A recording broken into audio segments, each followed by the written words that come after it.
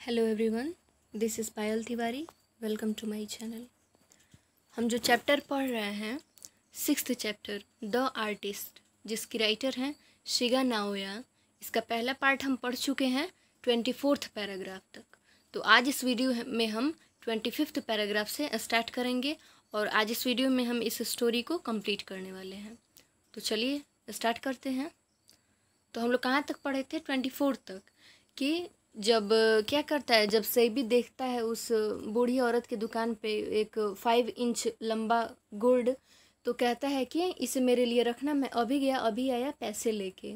और उसे थोड़ा भी टाइम नहीं लगता है कि वो पैसे लेके वापस स्टॉल पे आता है, उस बूढ़ी औरत के स्टॉल पे आता है और गुड़ को ख़रीदता है और उसे घर ले जाता है। यहाँ तक हम पढ़ चुके थे।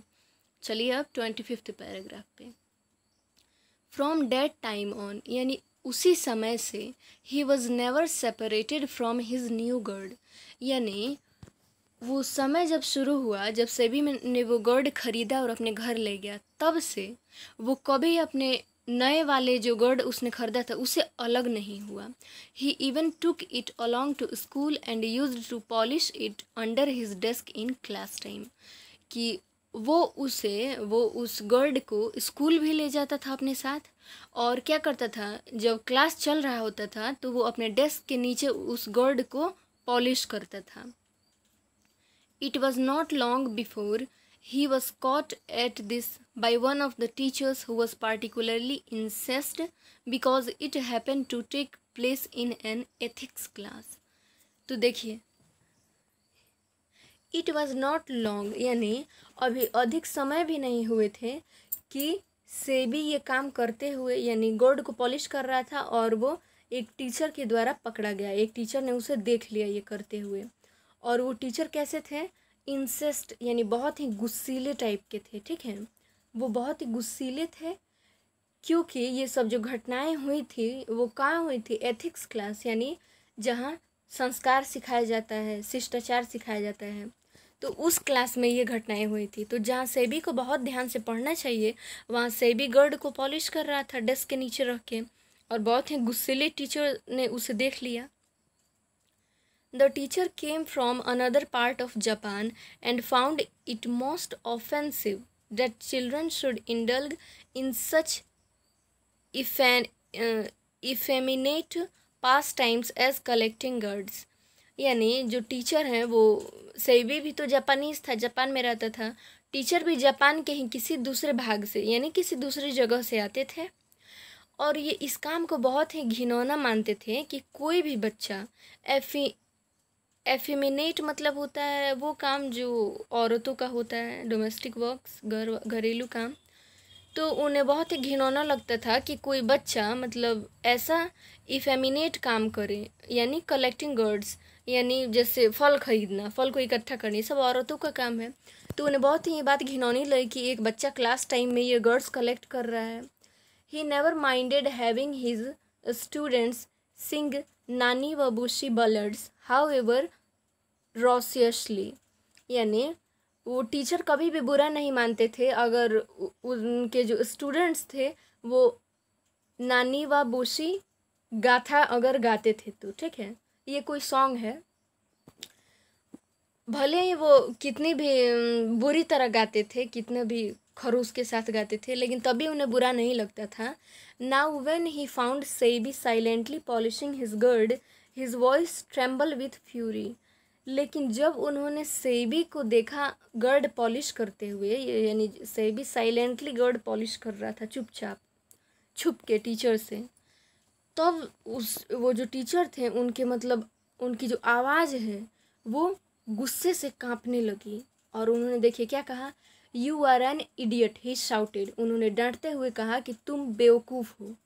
There is absolutely no future for a boy like you, यानी तुम्हारे जैसे लड़के का कोई भविष्य नहीं है। Then and there he confiscated the gird on which Sebi had spent so many long hours of work. Then and there phrase है, उसका मतलब होता है कि वहीं और उसी वक्त। ठीक है, तो वहीं और उसी वक्त टीचर ने क्या किया? कन्फिस्केटेड, यानी जब्त कर लेना, उस गर्ड को जब्त कर लिया, छीन लिया सेबी से, जिस पे सेबी ने घंटों तक कार्य किए थे, यानी उस पे पॉलिश किया था, उस पे क्या कहते हैं, चित्रकारी की थी। Seibei stared straight ahead and did not cry. Stare मतलब होता है घूरना, यानी सेबी एकदम सीधे माथा करके टीचर को घूरा, लेकिन वो रोया नहीं। डिड नॉट क्राई, वो रोया नहीं। When he got home, जब सेबी घर गया, सेबीज फेस वॉज पेल। पेल मतलब होता है पीला पड़ जाना, यानी सेबी का फेस पीला पड़ गया था।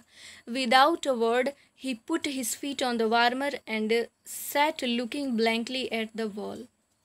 यानी बिना एक शब्द कहे हुए, वार्मर मतलब होता है कि गर्म करने वाली कोई वस्तु, ठीक है।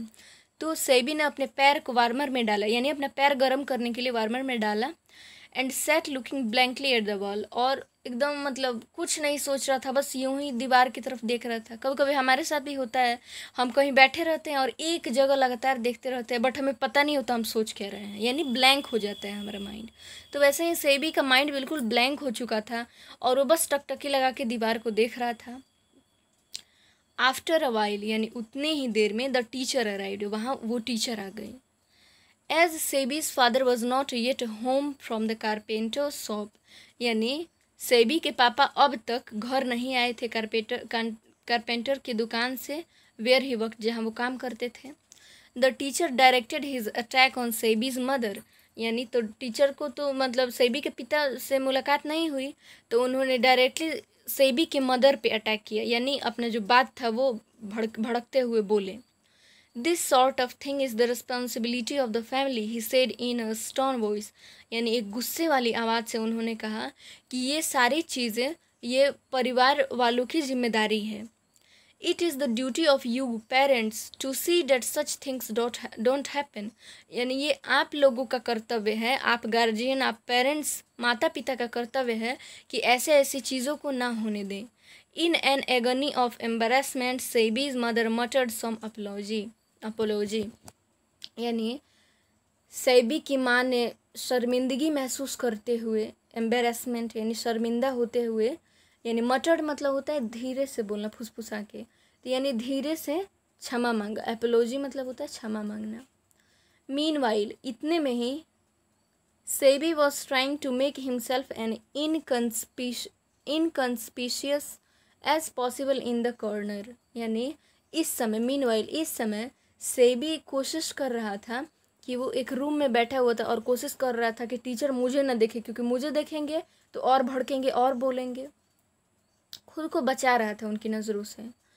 Terrified he glanced up at his vindictive teacher and at the wall directly behind, यानी देखिए टेरिफाइड मतलब है डरे हुए, यानी डरा हुआ जो सेबी है वो एक नज़र अपने गुस्सीले टीचर की ओर देख रहा था, और एक नज़र कहाँ देख रहा था, माने जहाँ टीचर खड़े थे उसके डायरेक्ट पीछे जो वाल था, where a whole row of fully prepared gourd was hanging, जहाँ एक रस्सी में, मतलब सेबी ने जितने भी गोर्ड पे चित्रकारी की थी जो सूखने के लिए रखता था, तो एक लाइन में बहुत सारे गोर्ड को सूखने के लिए रखा था।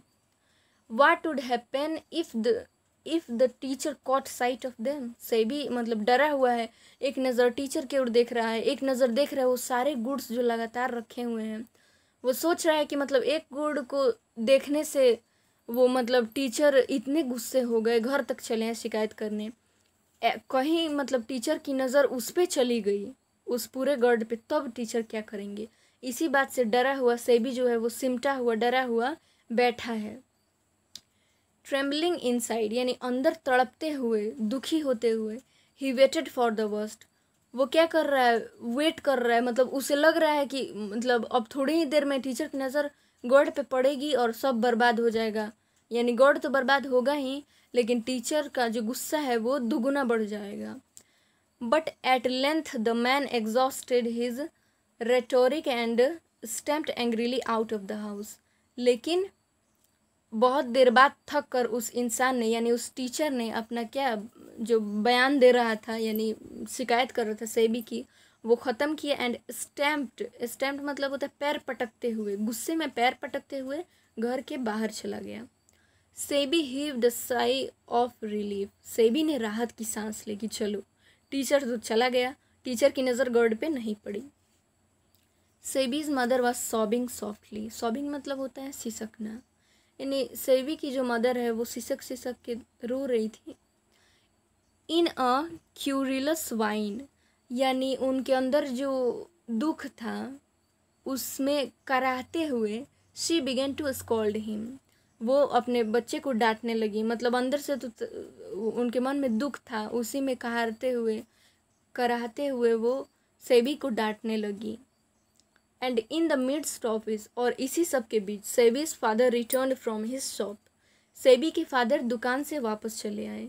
As soon as he heard what had happened, जैसे ही उन्होंने सुना कि क्या हुआ है, यानी सेबी की मम्मी ने जैसे ही बताया कि टीचर आए थे शिकायत किए सब, तो जैसे ही सेबी के पिता ने सुना, he grabbed his son by the collar and gave him a sound beating, यानी ग्रैब्ड मतलब होता है जकड़ लेना, यानी पकड़ लेना ज़ोर से।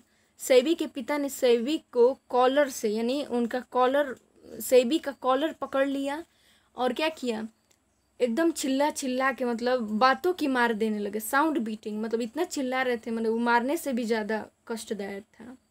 यू आर नॉट गुड, तुम अच्छे नहीं हो, यानी तुम बहुत बुरे हो। ही बाउल्ड एट हिम, उन्होंने बहुत गुस्से से सेबी को बोला।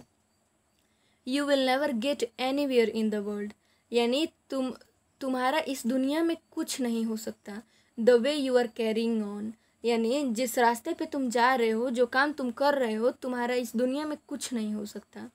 आई have a good mind to throw you out into the street where you belong, यानी मेरा मन तो करता है कि तुम्हें कॉलर से पकड़ क्या करूँ, गली में धकेल दूँ, फेंक आऊँ तुम्हें गली में जहाँ से तुम बिलोंग करते हो, यानी जैसा काम तुम कर रहे हो।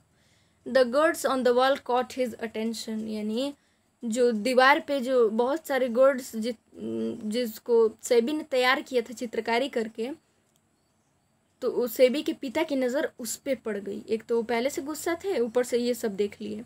विदाउट अ वर्ड, बिना कुछ कहे हुए, बिना एक शब्द कहे हुए, he fetched his hammer and systematically smashed them to pieces one after the other, यानी बिना एक शब्द कहे, जैसे ही सेबी के पिता ने देखा उन सारे गर्ड्स को, उनका गुस्सा तो बिल्कुल भड़क गया और उन्होंने बिना एक शब्द कहे हुए अपना हैमर, हथौड़ा निकाला और एकदम नियम पूर्वक, मतलब जितने भी कद्दू थे, जितने भी गर्ड थे, उन्हें वन बाय वन करके, यानी पहले एक को स्मैश देम टू पीसेस, यानी ऐसा मतलब हथौड़ी मार के बिल्कुल पीस पीस तोड़ दिया, बर्बाद कर दिया।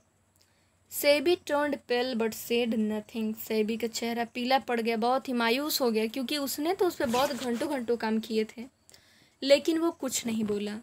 The next day the teacher give Seibei's confiscated gourd to an old porter who worked in the school, यानी अगले दिन टीचर ने जो गर्ड सेबी से जब्त किया था, उस गर्ड को क्या किया, एक पुराना जो दरबारी होता है स्कूल में, उसे दे दिया, जिसने स्कूल में काम किया था।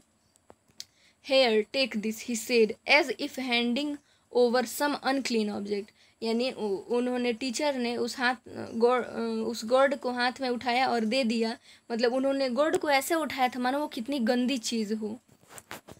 The potter took the gourd home with him and hung it on the wall of his small sooty room, यानी जो पॉटर था वो उसको ले गया गर्ड को अपने घर, और देखिए हंग जो है वो भीतरी है हैंग का, हैंग मतलब होता है टांग देना, तो उसने अपने सूटी रूम, सूटी मतलब होता है कि कालिख लगा हुआ, जैसे आप देखेंगे कि जो छोटे छोटे रूम होते हैं कितने आदमी के, तो मतलब जो गरीब होते हैं मिट्टी के चूल्हा पे खाना बनाते हैं, देखिएगा अंदर से पूरा कालिख लगा होता है उनके रूम में, कार्बन जो है वो जमा हो जाता है, तो वो गरीब था, उसका रूम वैसा था, तो उसमें उसने टांग दिया उस गर्ड को।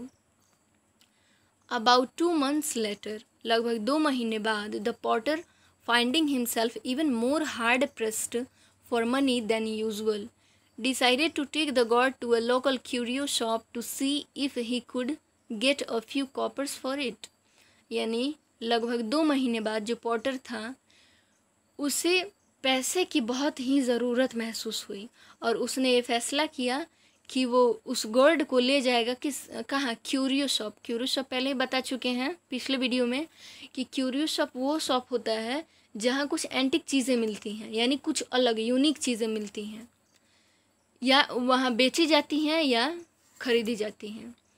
तो वही उसके दिमाग में आया, पॉटर के दिमाग में, कि मैं क्यों न इस गोल्ड को क्यूरियो शॉप पे ले जाऊँ। लोकल क्यूरियो शॉप जो है वहाँ हो सकता है मुझे इसके बदले में कुछ पैसे मिल जाएं।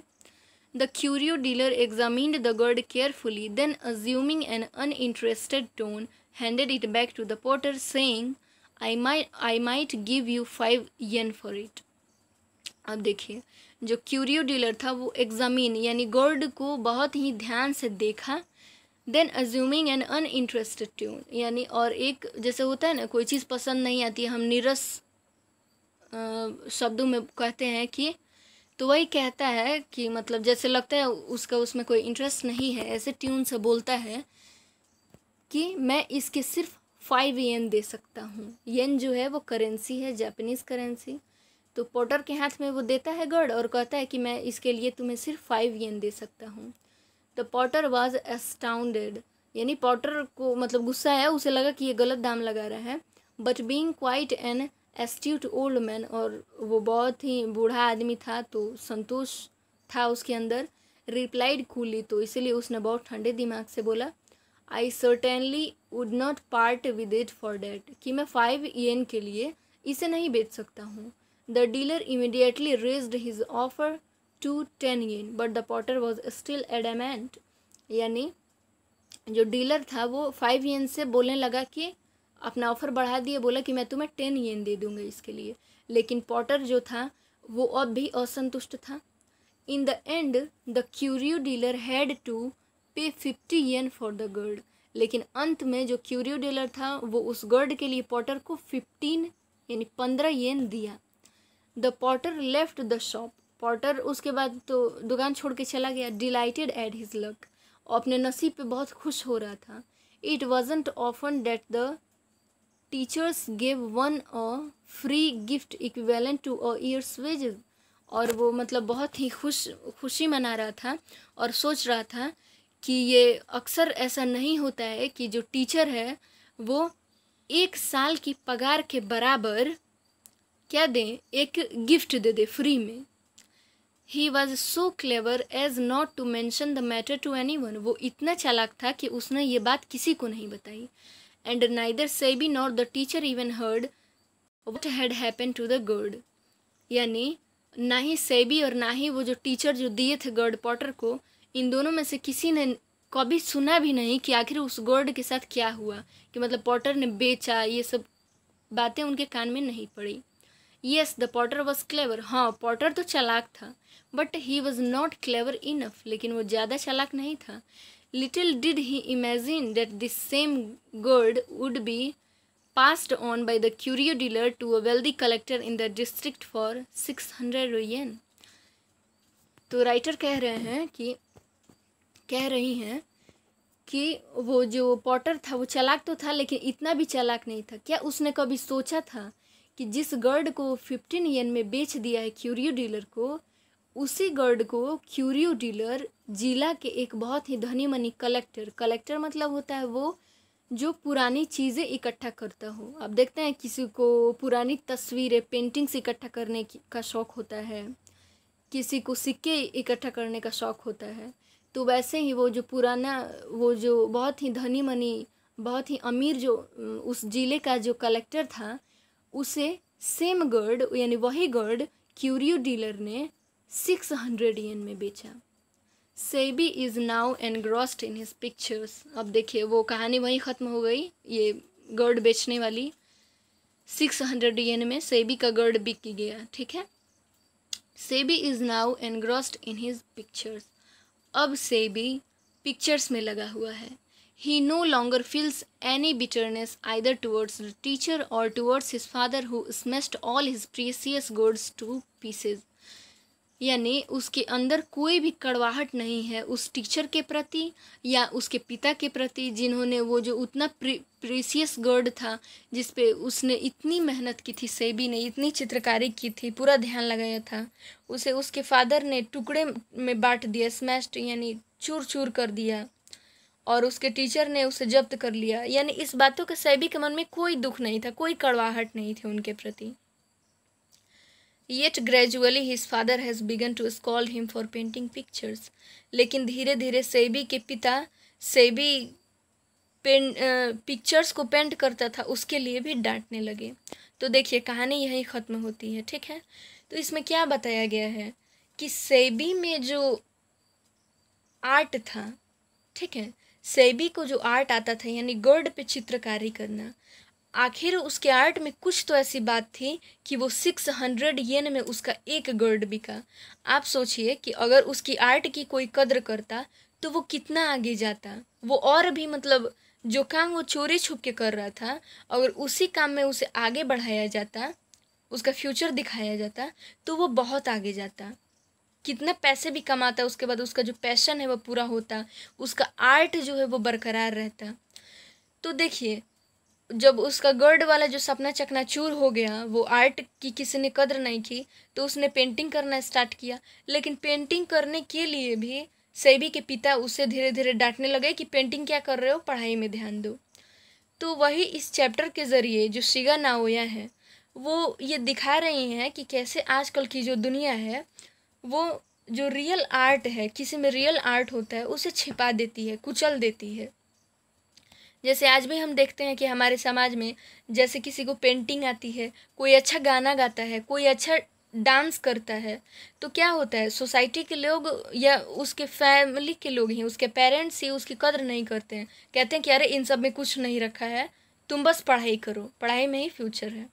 तो वही शिगा नाओया एक मैसेज देना चाहती हैं कि हमें आर्ट की कद्र करनी चाहिए, क्योंकि देखिए जैसे पढ़ाई भी एक आर्ट है, किसी का पढ़ने में मन लगता है, किसी का खेलने में मन लगता है, तो वही अपना जो आर्ट है उसे हमेशा बरकरार रखना चाहिए और हमें किसी के भी आर्ट की, किसी में कोई कला हो उसकी कद्र करनी चाहिए। आई होप कि आपको ये चैप्टर बहुत ही अच्छा लगा होगा। ये चैप्टर बहुत ही इंटरेस्टिंग है, मुझे तो बहुत अच्छा लगा और आपको समझ में भी अच्छे तरीके से आया होगा। So thanks everyone for watching this video.